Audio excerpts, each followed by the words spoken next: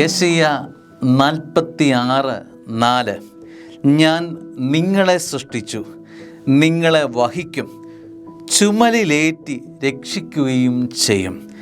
I made you and I will care for you. I will carry you along and save U. ഇതൊരു വലിയ ആശ്വാസം, ബലം തരുന്ന വചനമാണ്. ഞാൻ നിങ്ങളെ സൃഷ്ടിച്ചു.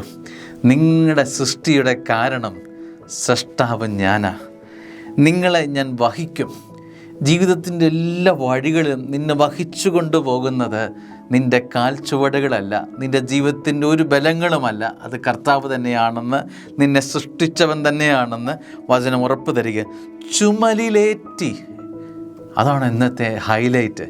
ചുമലിലേറ്റി രക്ഷിക്കുകയും ചെയ്യും.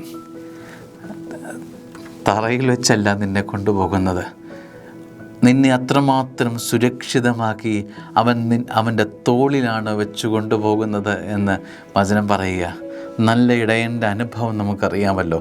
മുറിവേറ്റ് കഴിഞ്ഞാൽ അവനതിനെ തോളിലേറ്റി കൊണ്ടുപോകുന്ന രംഗമുണ്ട്.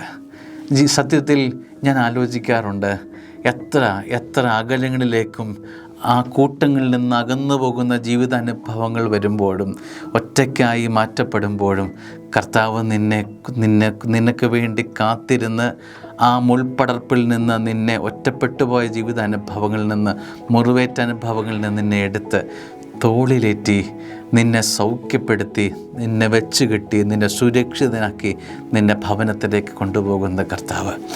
സ്നേഹമുള്ള ദൈവവേദലേ, ഈ വചനം കേൾക്കുമ്പോൾ നിന്നെ കർത്താവ് എത്രമാത്രം സുരക്ഷിതനായിട്ടാണ് കൊണ്ടു നടക്കുന്നറിയാമോ?